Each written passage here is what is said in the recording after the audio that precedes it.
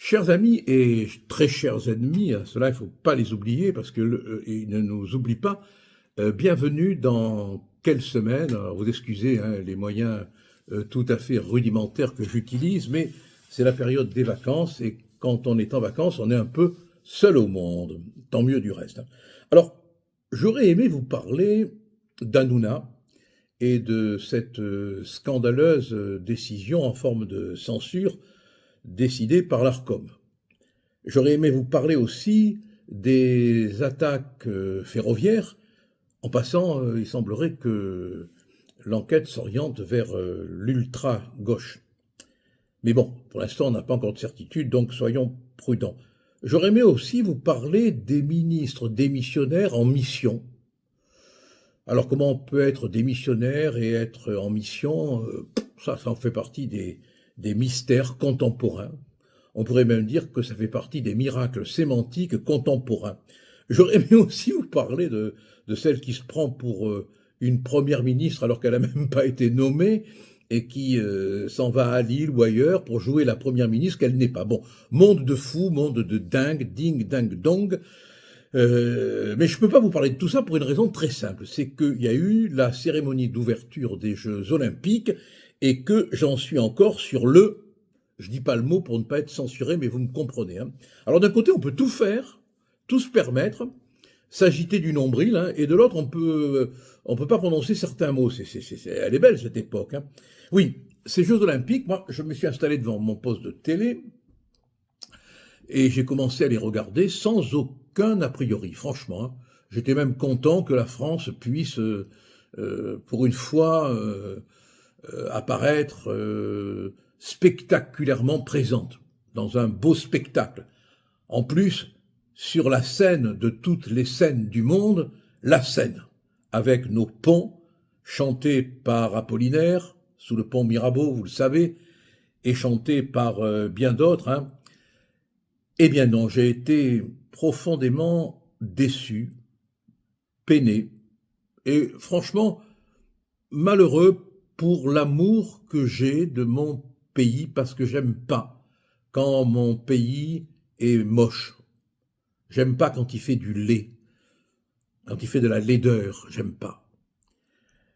J'ai vu ces Jeux Olympiques, cette retransmission de l'ouverture des Jeux Olympiques, de la cérémonie d'ouverture, comme un blasphème olympique, comme une vulgarité olympique, par moments même une hystérie olympique.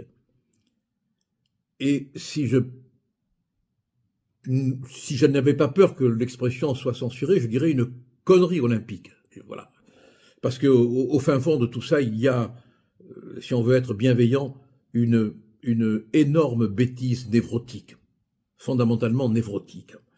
Alors, quand même, dans un premier temps, avant que viennent me gifler les images insupportables, c'était pas mal, quoi. Il y avait la scène des siècles, la scène qui s'écoule en emportant avec elle toute notre histoire, toujours recommencée, car la scène n'arrête pas d'être la scène. Et de belles images par moments, c'est vrai, c'est vrai. Il y avait la pluie aussi. Je me suis dit, tiens, c'est une histoire d'eau qui commence. Je pensais pas jusqu'où ça irait. Il y a eu, bien sûr, je l'ai apprécié, pourquoi ne pas le dire, Céline Dion, qui je crois a chanté en playback. Vous me direz, elle a été bien payée pour chanter en playback. Et puis il y a eu cette merveilleuse Axel Saint-Cyrel.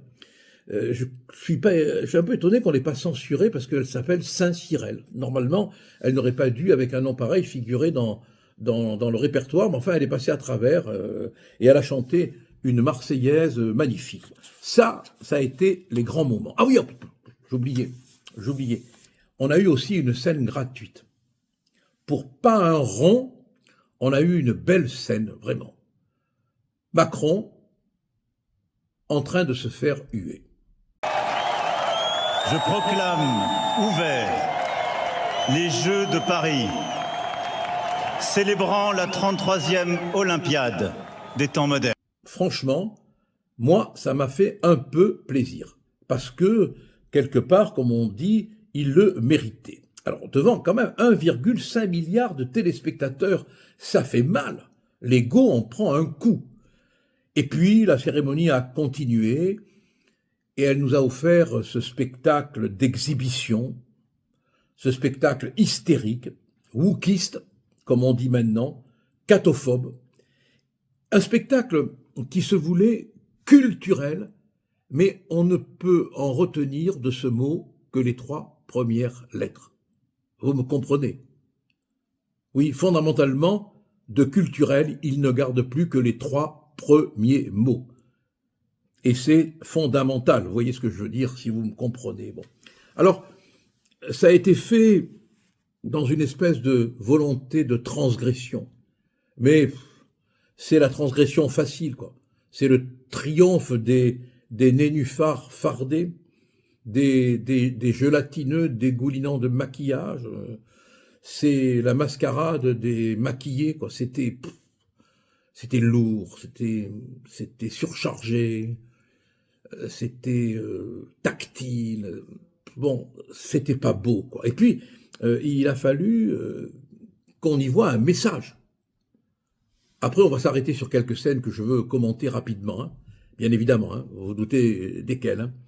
Mais qu'est-ce qu'ils ont voulu faire en nombrilisant cette cérémonie d'ouverture, alors qu'on s'attendait à autre chose, bien évidemment, à une consécration du sport, à une chanson comme Hemingway aurait pu la composer sur Paris quand Paris est une fête. Non, non. Il n'y avait ni les ponts de Paris tels que Vincent Scotto les chantait, ni le pont Mirabeau tel qu'Apollinaire pouvait le chanter. Non, il y avait autre chose qui est vraiment de l'ordre de l'exhibition. Alors attendez, je vous rassure, la pudibonderie et moi, ça fait deux. Hein.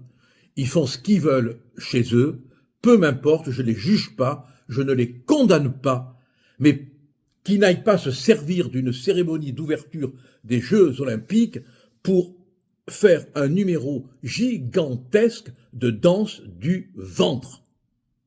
Ça, c'est pas bien, c'est moche.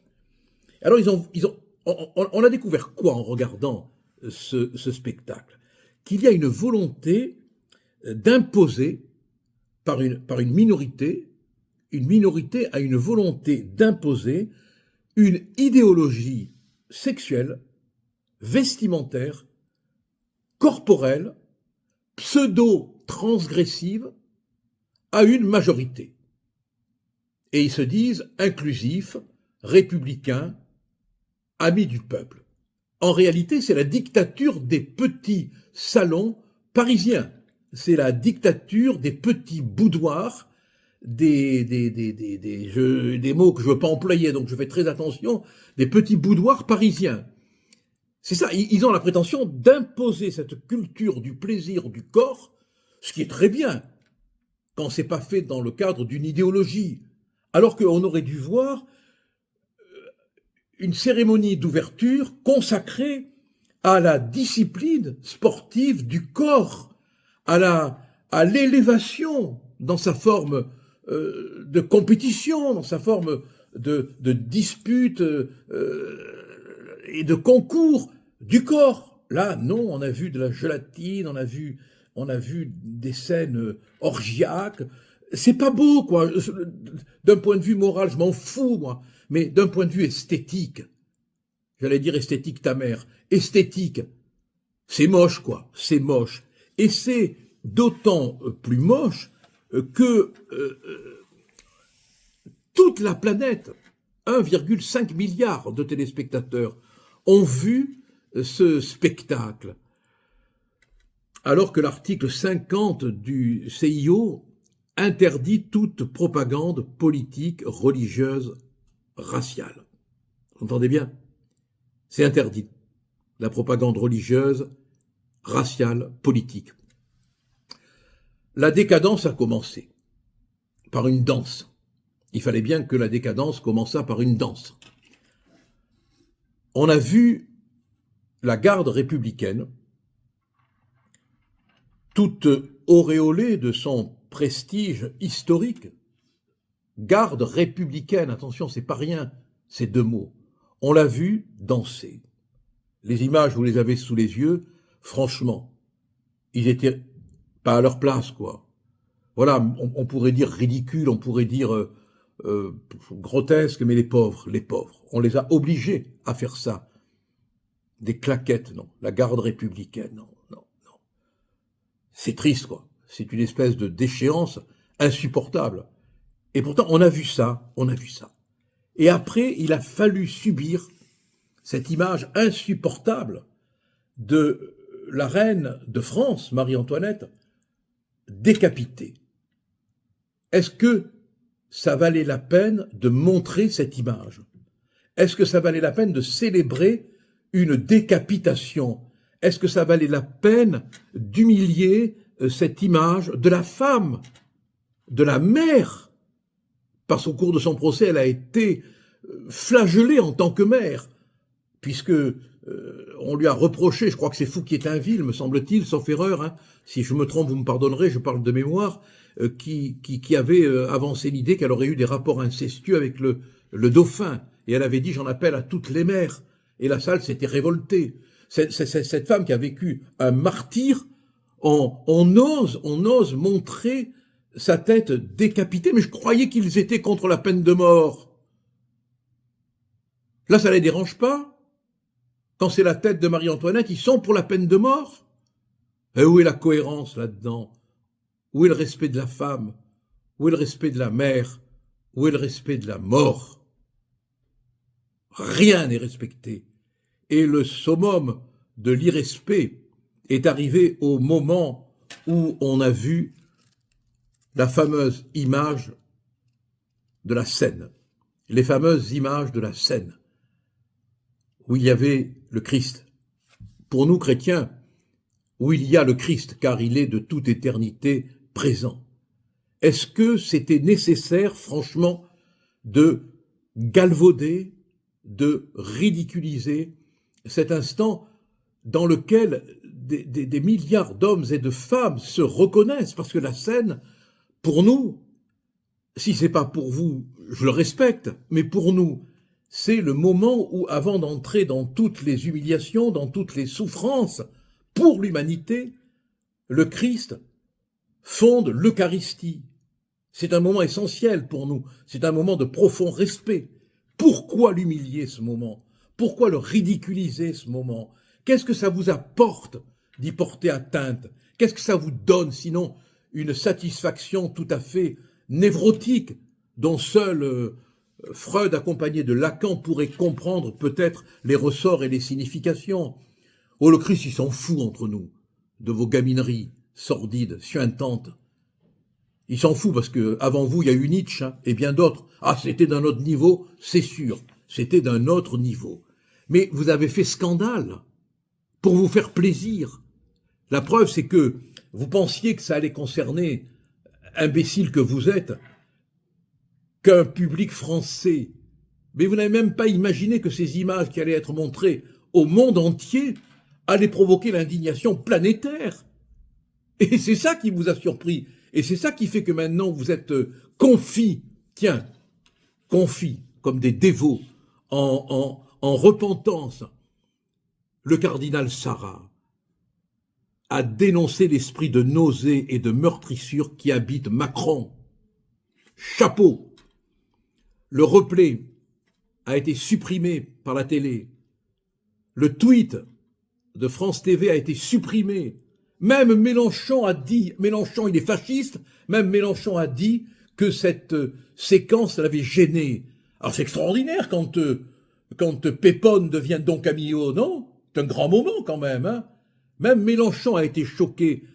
La conférence des évêques de France, trempant toujours sa plume dans le bénitier atténuant, a quand même dit son indignation, et des évêques courageux, comme l'évêque de Nîmes, comme l'évêque de Pau, comme l'évêque de Toulon, ont appelé à des cérémonies de réparation. En Amérique, ça a été un tollé. En Amérique du Sud, ça a été un tollé. Des télés américaines ont supprimé des passages entiers de la retransmission. Pareil au Maroc, pareil en Algérie. Aux USA, des pubs ont été retirées par une entreprise de télécommunications. Et le comité olympique a retiré la vidéo pour 210 pays. Elon Musk lui-même a été indigné. Alors, Finkielkraut également, j'en passe et j'en oublie, il y a même Benoît Saint-Denis, le combattant de MMA, qui s'est dit ne pas supporter l'humiliation faite aux chrétiens. Chapeau, vous avez réveillé des gens qui dormaient. Et c'est là où les destins de la Providence seront toujours plus forts que vous. Vous êtes les instruments de la Providence, là. Parce que les chrétiens dormaient et d'un seul coup, ils se sont réveillés. Et vous pouvez nous traiter de fascistes, comme le fait la mère Tondelier, celle qui est toujours habillée en feuilles de salade, vous savez, avec sa chemise, sa veste verte. Ah oui, je tiens à vous dire au passage que si vous ne voyez pas d'image de la cérémonie des Jeux, c'est parce que le comité olympique a fait savoir qu'il interdisait la diffusion. Hein. Voilà. Donc on pourra montrer que des photos. Et oui, maintenant ils sont bien. C'est bien. Ils sont bien embêtés maintenant, bien embêtés. Voilà. Alors tout cela, on dit beaucoup sur l'état de notre société. Bien sûr, il ne faut pas se contenter de regarder les événements. Il faut aller voir derrière la coulisse de l'événement, ce qui se cache. Il y a une volonté. Est-ce que c'est une volonté? Il y a des hommes, des femmes qui sont emportés par eux-mêmes, emportés par la dérive de leur propre histoire, et qui veulent, si c'était dans leur liberté d'être ce qu'ils sont, je respecte absolument, mais ils veulent qu'on adhère, ils veulent imposer leur lecture du monde. Les trois là qui ont organisé ces jeux, hein, dont Thomas Joly et les deux autres, qui est-ce qui les a choisis? J'aimerais bien savoir qui les a choisis. Parce que la responsabilité, elle revient à celui ou à celle ou à ceux qui les ont choisis. En tout cas, on est l'indignation du monde, voilà. Et on aurait pu espérer autre chose pour l'ouverture des Jeux Olympiques. Partout en Amérique latine, on a vu sur les réseaux sociaux flamboyer une phrase. Ma foi n'est pas un jeu. C'est un slogan qui est maintenant répété dans toute l'Amérique du Sud, qui est repris en Espagne et un peu partout. Moi, j'ajouterais, ma foi n'est pas un jeu de massacre. Pas plus que votre foi, pas plus que votre absence de foi. Ce qui relève de l'ordre de la spiritualité, c'est quand même une sphère qu'on doit protéger. Alors, quand on est dans la caricature, quand on est dans un espace de dérision organisé, reconnu, estampillé, on peut. Mais quand on est dans l'ouverture, quand on est dans une cérémonie d'ouverture des Jeux Olympiques, on ne peut pas. Voyez-vous, ce qui est extraordinaire, c'est que les chrétiens ont enfin réagi. Alors j'ai envie de dire à celles et ceux qui croient et à celles et ceux qui ne croient pas, mais qui respectent l'autre, n'ayez pas peur, ne vous laissez pas faire, ne vous laissez pas intimider. Voilà, c'est le maître mot. Ces images vous disent, ne vous laissez pas intimider. Allez mes amis, et que la Providence, quelle que soit votre religion, quelle que soit votre foi, que je respecte, allez dans la paix des gens intelligents. Merci et à la semaine prochaine. Et n'oubliez pas de cliquer sur la petite cloche, car c'est le tocsin des râleurs. À bientôt.